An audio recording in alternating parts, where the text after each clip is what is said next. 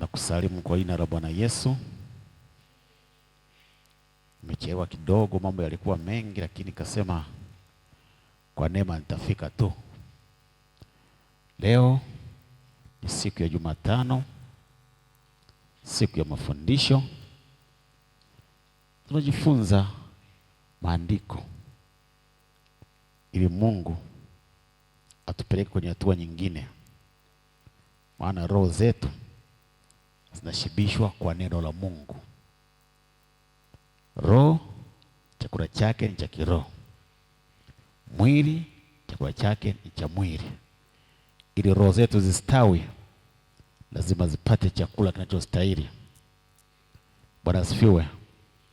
Leo tunaanza kujifunza kitabu cha Injili ya Yohana.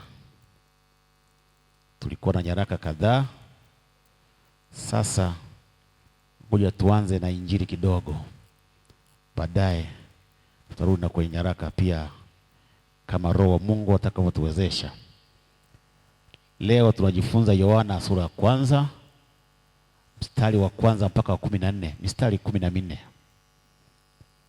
Neno letu ama kichwa cha somo kinasema amtiaye nuru kila mtu. Amtiaye nuru kila mmoja amwendeaye. Yuko mmoja ambaye anatia nuru kwa kila mwanadamu, naye ni Kristo, si mwingine.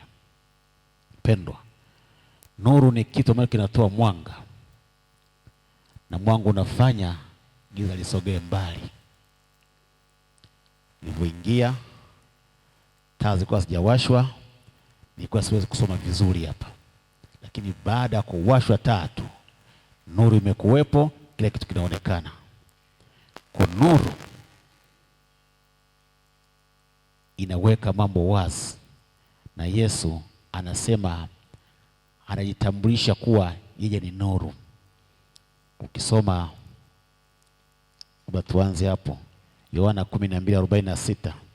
Yohana 12:46 anasema, mimi nimekuja ili niwe nuru ya ulimwengu. Ili ndilo kusudi la Kristo kuja ulimwenguni, ili awe nuru ya ulimwengu, ili kila mtu aniaminie mimi asikae gizani. Ndio kusudi la Kristo, kuleta nuru kwa watu, kuleta nuru kwenye maisha ya wanadamu. Sasa turudi kwenye kitabu chetu cha Yohana sura ya kwanza, mstari wa kwanza mpaka wa 14. Maandiko yanasema, hapo mwanzo kulikuwako neno, naye neno alikuwako kwa Mungu, naye neno alikuwa Mungu. Hapa watu wanachanganya neno hawaelewi, lakini ukisoma kwa kutulia utapata tafsiri kwa urahisi sana. Hapo mwanzo kulikuwako neno, naye neno alikuwako kwa Mungu, naye neno alikuwa Mungu. Huyo mwanzo alikuwako kwa Mungu. Vyote vilifanyika kwa huyo, wala pasipo yeye hakikufanyika chochote kilichofanyika. Ndani yake ndimo ulimokuwa uzima, nao ule uzima ulikuwa nuru ya watu. Nayo nuru yang'aa gizani, wala giza halikuiweza. Nuru inang'aa kwenye giza, na giza halikuiweza. Ndio maana ukiwasha taa, ukileta nuru, giza lazima likimbie, halina namna. Mstari wa 6, palitokea mtu ametumwa kutoka kwa Mungu, jina lake Yohana. Huyo alikuja kwa ushuhuda, ili aishuhudie ile nuru, wote wapate kuamini kwa yeye. Huyo hakuwa ile nuru, bali alikuja ili aishuhudie ile nuru. Kulikuwako nuru halisi amtiaye nuru kila mtu. Akija katika ulimwengu, alikuwako ulimwenguni, hata kwa yeye ulimwengu ulipata kuwako, wala ulimwengu haukumtambua. Alikuja kwake, wala walio wake hawakumpokea. Bali wote waliompokea aliwapa uwezo wa kufanyika watoto wa Mungu, ndio wale waliaminio jina lake, waliozaliwa si kwa damu, wala si kwa mapenzi ya mwili, wala si kwa mapenzi ya mtu, bali kwa Mungu. Naye neno alifanyika mwili, akakaa kwetu, nasi tukauona utukufu wake, utukufu kama wa mwana pekee atokaye kwa Baba, amejaa neema na kweli. Tumesema kichwa cha somo kinasema amtiaye nuru kila mmoja, na somo letu aligawa katika visehemu au maeneo kama 6. Eneo la kwanza tutakayoangalia ni neno alikuwa nuru, ambao hayo yanapatikana mstari wa 1 mpaka wa 5. Eneo lingine tutakayoangalia aliyetumwa kutoka kwa Mungu, aliyetumwa kutoka kwa Mungu. Kipengele kingine amtiaye nuru kila mmoja, amtiaye nuru kila mmoja. Namba 4, uwezo wa kufanyika watoto wa Mungu, uwezo wa kufanyika watoto wa Mungu. 5, kuzaliwa mara ya pili, kuzaliwa mara ya pili. 6, neno alifanyika mwili, neno alifanyika mwili. Sasa moja kwa moja tuanze eneo la kwanza. Kipengele cha kwanza kinasema neno alikuwa nuru. Mstari wa 1 mpaka wa 5 ukisoma hapo, tarudia tena. Hapo mwanzo kulikuwako neno, kulikuwako neno, naye neno alikuwako kwa Mungu, naye neno alikuwa Mungu. Huyo mwanzo alikuwako kwa Mungu. Vyote vilifanyika kwa huyo, wala pasipo yeye hakikufanyika chochote kilichofanyika. Ndani yake ndimo ulimokuwa uzima, nao ule uzima ulikuwa nuru ya watu, na nuru yang'aa gizani, wala giza halikuiweza. Mpendwa, kumetajwa neno. Neno amerudia kama mara 3, mara 4.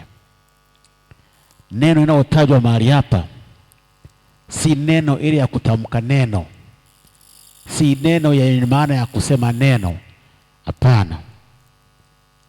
Hapa ukisoma neno nasema hivi, neno linalotamshwa hapa ni nafsi iliyo hai, sio neno la kutamka kama ninavyotamka sasa au unavyotamka wewe. Hapana. Maana yake neno aliyetajwa hapa ni nafsi iliyo hai. Kwa nini? Kulingana na maandishi yaliyopangiliwa au maneno yaliyoambatana na hiyo. Akasema, mfano kuna neno linasema alikuwa. Ukisema alikuwa, maana yake huyu ni mtu, ni nafsi. Lingekuwa anasema neno la kawaida tungesema lilikuwa, lakini anasema alikuwa. John alikuwa, Esther alikuwa, Jackson alikuwa. Kwa hiyo inaashiria kwamba hapa ni nafsi iliyo hai. Ndio maana neno huyo anayetajwa. Neno lingine anasema alikuwako au huyo. Huyo neno uwezo ukasema neno ni huyo. Hapana, neno la kawaida ni hilo au vyovyote vile. Kwa hiyo hapa ilikuwa inatafutwa, inatajwa nafsi iliyo hai, ndio neno aliyetajwa. Pendwa, Yesu Kristo anaitwa neno. Neno anayetajwa mahali hapa ni Yesu Kristo mwenyewe. Neno au neno la Mungu ndio Yesu mwenyewe. Ukitaja neno umemtaja Kristo. Kwa moja hapo walikuwa wanamwongelea Kristo kwamba alikuwepo neno, naye neno alikuwa kwa Mungu. Ukianza Yohana wa kwanza, waraka wa kwanza wa Yohana sura ya 5 mstari wa 8. Maandiko yanasema, waraka wa kwanza wa Yohana sura ya 5 mstari wa 8, maandiko yanasema, kwa maana wako watatu washuhudiao mbinguni, Baba na Neno na Roho Mtakatifu, na watatu hawa ni umoja. Kwa hiyo neno anayetajwa ni Kristo ambaye ndio Mungu mwenyewe. Kwa ushahidi zaidi, ukichukua kitabu cha Ufunuo sura ya 19, Ufunuo sura ya 19 mstari wa 13, anasema hivi: naye amevikwa vazi lililoloweshwa katika damu, na jina lake anaitwa Neno la Mungu. Kristo alikufa msalabani, damu ikatoka, ndiye amevalishwa vazi lililoloweshwa damu, anaitwa Neno la Mungu. Kwa kuanzia leo ujue akisema neno, ujue anamtaja Mungu mwenyewe, wanamtaja Kristo mwenyewe, si neno lingine la kawaida. Hapa anasema kabla ya kuja duniani Ukristo, kabla hajazaliwa hapa duniani, kabla hajazaliwa na Maria mama yake aliyemzaa, yeye alikuwepo.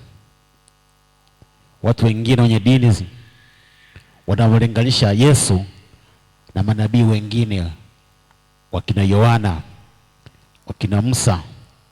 Ndio maana sehemu ya Yesu anawauliza wanafunzi wake uko nje, wanasema mimi ni nani?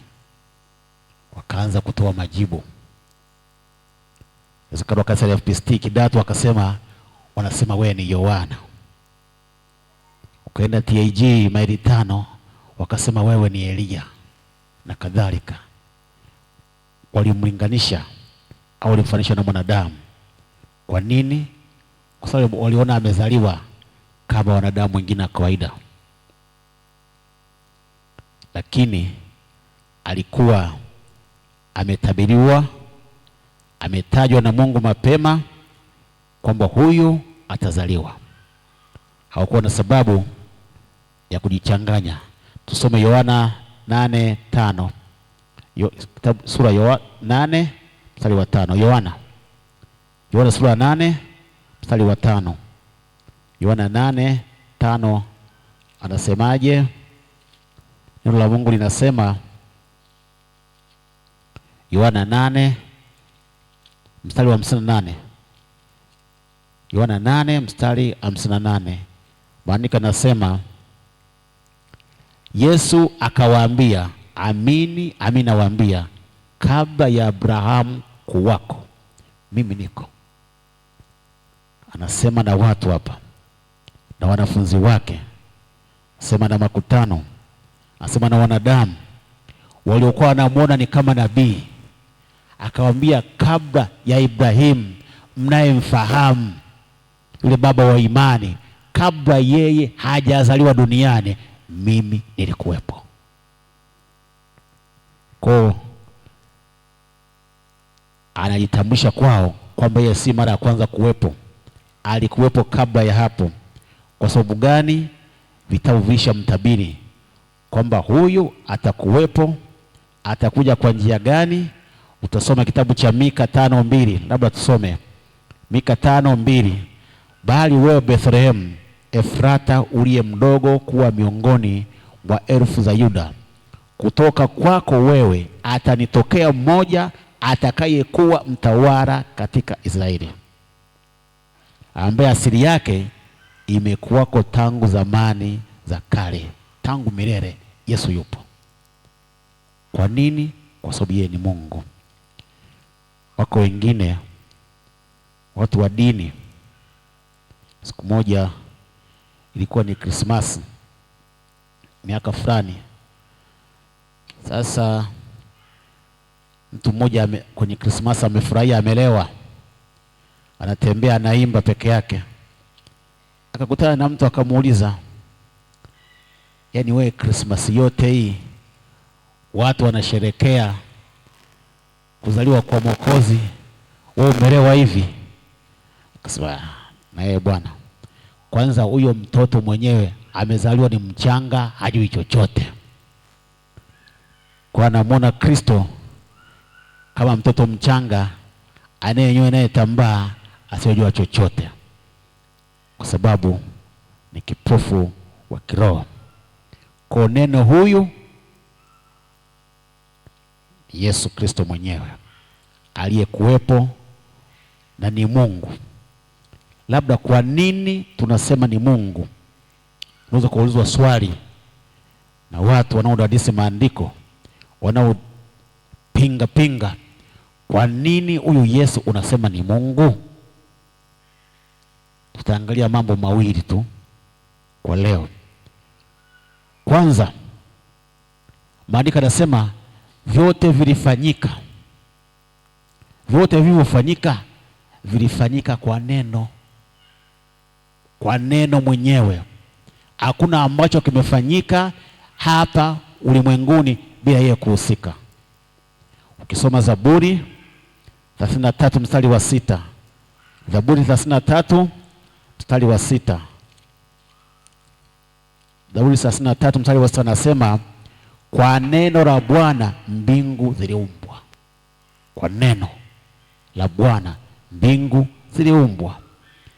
Hata ukienda kwa Waebrania 1, Waebrania 1 mstari wa 2 anasema, mwisho wa siku hizi amesema na sisi katika mwana aliyemweka kuwa mrithi wa yote. Huyo ni Yesu anatajwa. Tena kwa yeye aliufanya ulimwengu. Kwa yeye huyo Kristo aliufanya ulimwengu. Kwa hiyo neno la kwanza kwamba yeye ni Mungu kwa sababu alihusika kuumba vyote tunavyoviona leo. Kwa sio kwamba Mungu alimtumia kama chombo cha kawaida, kama ambavyo wewe unashika mwiko unasonga ugali. Alimtumia kwa njia hiyo? Hapana. Si kwamba alimtumia kama ambavyo ukachukua shoka ukapasua kuni. Hapana. Yeye alikuwa ni sehemu ya uumbaji, kwa sababu Mungu anafanya kazi katika umoja, katika nafsi tatu: Mungu Baba, Mungu Mwana na Roho Mtakatifu. Kama tulivyosoma waraka wa kwanza Yohana 5:8, anasema hawa ni umoja, hawaachani. Na ukisema nimeokoka leo, ukapokea nguvu za Roho Mtakatifu, Mungu mzima mzima anaingia. Akiingia Roho Mtakatifu ndani yako, Yesu yumo ambaye ni Mungu Mwana na Mungu Baba yumo ndani ya Roho Mtakatifu. Unakuwa umempokea Mungu aliyekamilika. Kwa wao hawaachani. Kwa neno huyu ni mwana ambao ni Yesu Kristo mwenyewe. Utasoma Mathayo 28:19. Kwa hiyo alihusika kwenye uumbaji. Hakuna ambacho kimefanyika bila yeye kuhusika. Ni neno la kwanza au thibitisho kwamba Yesu ni Mungu. Eneo la pili, au kwa nini tunasema ni Mungu? Kwa kuwa Yesu aliumba ulimwengu na vyote vilivyomo. Yesu alihusika kwenye uumbaji, na malaika anasema anayeumba ni Mungu peke yake. Mwanadamu wa kawaida hawezi kuumba kitu. Yeye anatengeneza, anachonga kitanda, anatengeneza kompyuta, anachonga hii madhabahu. Huyo ni mwanadamu, lakini Mungu anaumba. Ukisoma Yeremia 10:12 utaona kwamba Mungu ndiye muumbaji. Kwa sababu Yesu alihusika kwenye uumbaji, na maandiko yanasema anayeumba ni Mungu peke yake, maana yake Yesu ni Mungu. utakuwa na sababu mbili za kumweleza mtu kwa nini unasema Yesu ni Mungu. Sasa ndani ya Yesu ndimo penye uzima, kama maandiko yanavyosema kwamba ndani ya Yesu ndipo penye uzima. Uzima wa kweli upo ndani ya Kristo, sio nje ya Kristo. Anasema alikuja ili tuwe wana uzima. Yohana 14:6. Yohana 14:6 anasema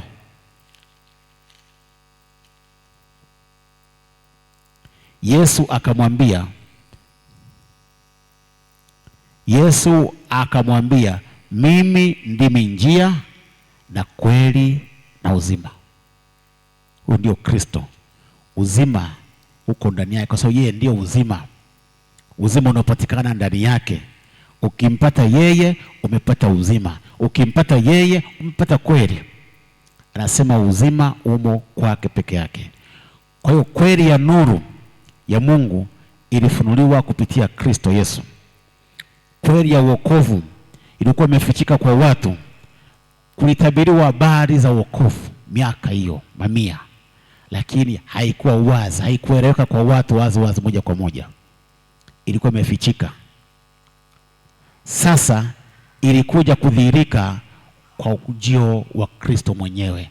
Alipozaliwa duniani huyu Mwokozi, ndipo sasa ikawa wazi.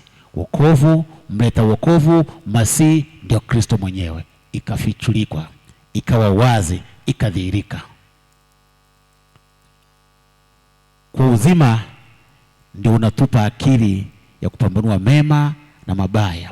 Anasema yeye ndio kweli na uzima.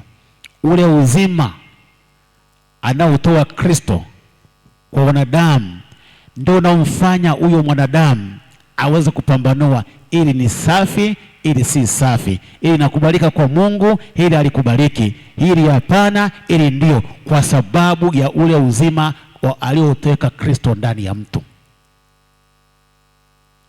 Yule asiye na uzima, ndio maana utamwona dada mmoja au mama mmoja anavaa suruali imebana mpaka makalio, inaonyesha atanguya ndani mchirizi ulivyoenda mpaka umbo lake, anaona sawa, kwa sababu yeye yuko gizani. Uzima ndani yake amna. Lakini uzima ukishaingia atajua hili ni sawa, hili si sawa. Kwa nini? Kwa sababu kuna uzima. Uzima unapatikana kwake. Uo uzima ndio unatuwezesha sisi kujua mema na mabaya, kujua hii ni dhambi, hii si dhambi, hii inakubalika kwa Kristo, hili halikubaliki, kwa sababu ya ule uzima aliotia ndani ya mtoto wa Mungu aliyeokoka. Wasio na uzima ndio maana unaona watembea wanafanya mambo ya ajabu ajabu, kwa sababu yeye hayo haoni, yuko gizani, uzima amna. Uzima ukiingia ukamkumbusha yale, atabaki anaugua moyoni mwake baada ya kupokea uzima. Uzima utufanya tujue yaliyo mema na yaliyo mabaya, tujue nuru, tujue na giza. Mpendwa, kiumbe kisio na uzima, hata kama kina macho, hakina nuru ndani, hakina akili wala ufahamu ukupeleza jambo na kulifahamu. Kwa matendo ya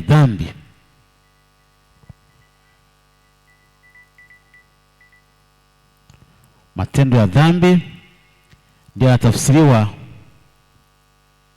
giza, na nuru ni mambo mema ya Kristo.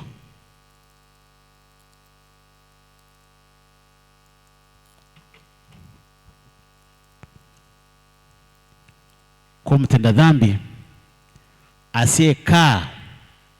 asiyepokea nuru, asiyempokea Kristo ni mfu, hana uhai ndani yake. Ndio maandiko yanavyosema ni mfu kiroho. Kwa usishangae anayoyafanya badala ya kumcheka, mhurumie na umwombee, ili neema ya wokovu ifunuliwe kwake na yeye aokoke, abadilike. Sasa nuru inahusishwa na matendo mema na giza linahusishwa na dhambi au matendo mabaya. Utasoma mwenyewe Yohana 3:17 mpaka 21 na waraka wa kwanza Yohana wa kwanza mstari wa 5 mpaka wa 7. Huyu Yesu tumesema ni nuru ambaye haikuwezwa na giza au dhambi. Anasema nuru yang'aa gizani, wala giza halikuiweza. Mpendwa, Kristo amekaa duniani kwenye ardhi hii uliko wewe, niliko mimi, lakini hakuwahi kutenda dhambi kwa sababu ya nuru iliyokuwa ndani yake. Giza halikumweza. Ile nuru yake ilivyong'aa, giza halikuweza kitu kwake. Kwa mimi na wewe tuombe Mungu atupe neema ili nuru ing'ae maisha yote. Nuru ya Kristo ikikaa iking'aa ndani yetu, asema wewe ni nuru ya ulimwengu, utashangaa giza utalishinda kwa wepesi sana. Yeye anayokusumbua utashangaa yanavyoama. Nuru ikiingia ndani, giza lazima liondoke. Yaani hilo halina mjadala. Ukifika nyumbani kwako kikiwa jioni, ukiwasha taa, giza lazima litaondoka tu. Nuru ikisha waka ndani mwako, Kristo akawemo ndani mwako, yale mengine yote yataondoka yenyewe. Yanataka hayataki, lazima maadamu nuru ipo. Nuru yang'aa gizani, wala giza halikuiweza. Kutamani kuwa na nuru ya Kristo wakati wote. Utaona ushindi ukiwa mbele yako kila dakika. Kwa nini? Kwa sababu nuru inang'aa, nuru ipo ndani yako, na uzima uko ndani yako, unakuongoza kupambanua hili inakubalika kwa Mungu, hili halikubaliki. Hilo ndio tufika kwenye kipengele cha pili, aliyetumwa kutoka kwa Mungu, ambao tunaangalia mstari wa 6 mpaka wa 8. Mstari wa 6 mpaka wa 8 tajielekeza hapo. Bandika nasema, palitokea mtu ametumwa kutoka kwa Mungu, jina lake Yohana. Yohana alitumwa na Mungu moja kwa moja. Palitokea mtu ametumwa kutoka kwa Mungu, jina lake Yohana. Huyo alikuja kwa ushuhuda, ili aishuhudie ile nuru, wote wapate kuamini kwa yeye. Huyo alikuwa ile nuru. Huyo Yohana alikuwa ile nuru, bali alikuja ili aishuhudie ile nuru. Huyo hakuwa ile nuru, bali alikuja ili aishuhudie ile nuru. Aliyetumwa na Mungu ni Yohana. Mpendwa, neno la Mungu kwenye mistari hii linatufundisha utofauti uliopo kati ya Yohana Mbatizaji na Yesu Kristo.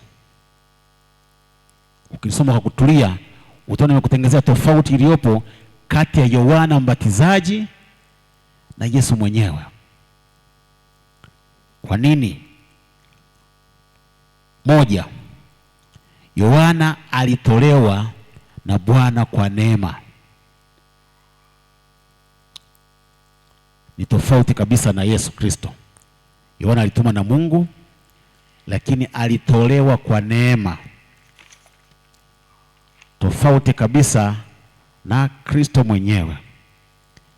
Na maana ya neno Yohana, tafsiri yake, maana yake ni yeye ambaye Bwana amemtoa kwa neema. Kwa hiyo Yohana alitolewa na Mungu kwa neema,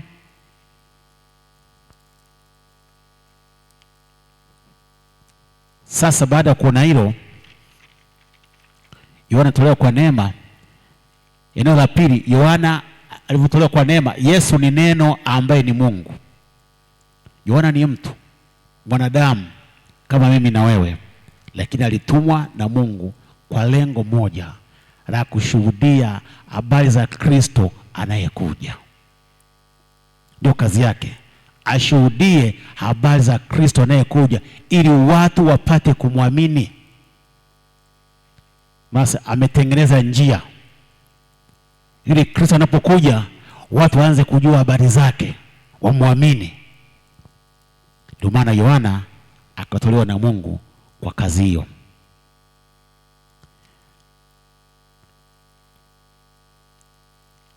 Tukisoma Malaki 3:1 utaona kwamba ni mjumbe wa Kristo.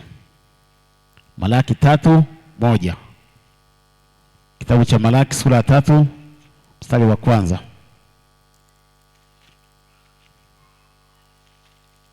Malaki 3:1 anasema,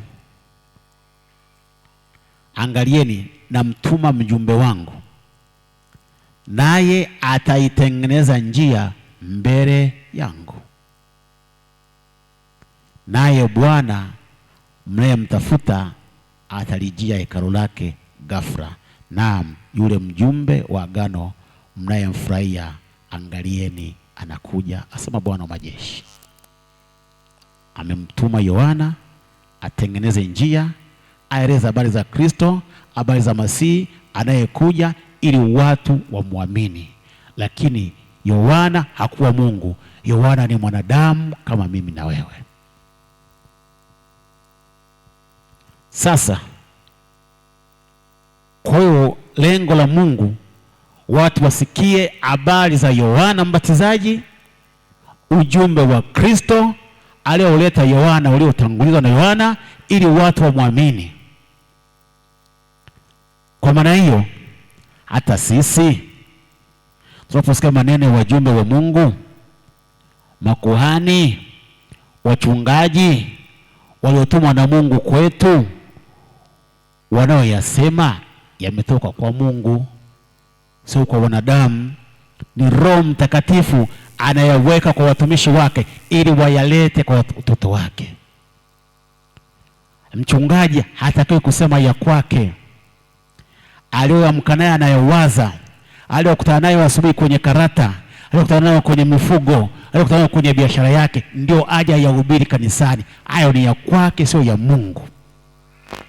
Anatakiwa alete yale aliyoagizwa na Roho Mtakatifu. Leo kwenye kanisa langu hili ndilo ukaliseme kwa watoto wangu. Akileta yaliyo ya Mungu, ndio nafanya watu wabadilike, watu waone, watu wawe washindi, watu waone ni neno la Mungu kweli kweli. Kwa sababu kuna watu nimekusudia kuwavusha. Kwa ukiyapokea kama ya Mungu, yanakuwa na msaada kwako. Lakini ukiona ni kama ya mwanadamu, utaona yakikusaidia, kwa sababu utayasikia na utayaacha hapo. Malaki 2:7 inasemaje? Malaki 2 sura pili mstari wa 7 anasema, kwa maana yapasa midomo ya kuhani ihifadhi maarifa.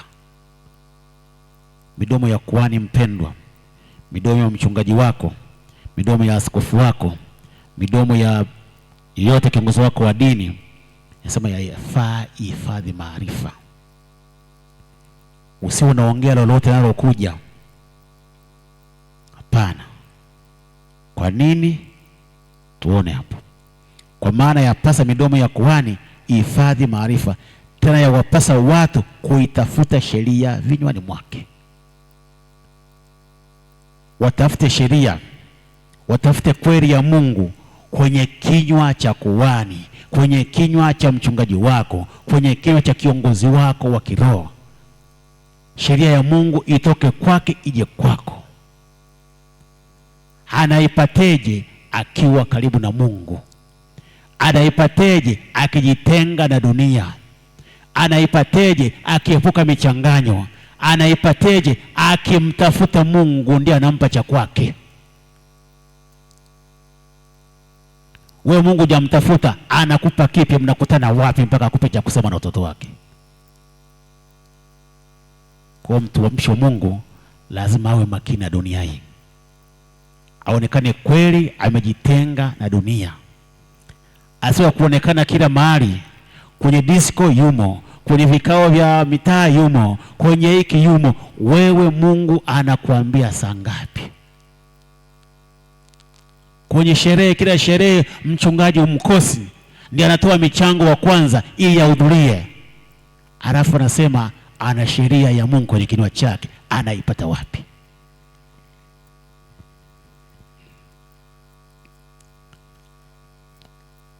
Eneo la pili, kwa nini Yohana ni tofauti na Yesu?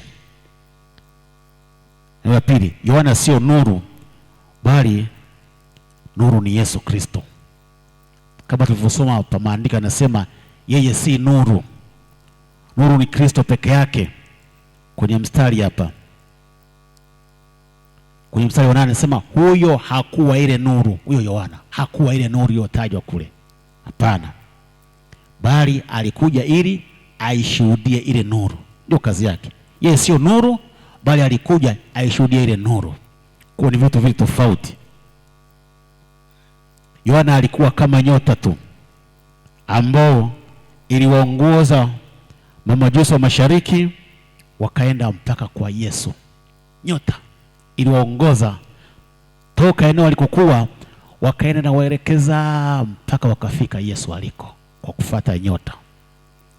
Mpendwa, kwenye maandiko na wachungaji au makuhani wamefananishwa na nyota kwa jinsi ilivyoongoza mamajusi wakaenda mpaka kwa Kristo. Vile vile mchungaji wako anatakiwa akuongoze mpaka umuone Mungu. Ndio kazi yake, alete yaliyo ya Mungu ya kufaa wewe ukutane na Mungu. Kama nyota ilivyoongoza wakina mamajusi mpaka kwa Kristo, vile vile mchungaji wako anatakiwa akuongoze kwenye kweli ya kukupeleka kwa Mungu. Asilete maneno ya hadithi kwenye madhabahu, asiongelee habari za mitaani, alete yaliyo ya Mungu ili akupeleke kwa Mungu. Lakini ili hivyo, na umwombee mchungaji wako, ambie Mungu, huyu mtumishi wa Mungu umshike, mweke mbali na dunia, asije akashinda kwenye vijiwe akakosa la kuleta kwa watoto wake, akawa kama mama au mzazi mvivu, anashindwa kwenda kulima, anaenda kuhangaika kuomba vyakula kwa watoto wake. Inafika muda wa kupika, cha kupika hamna. Kwa nini? Kwa sababu hajihangaishi kulima.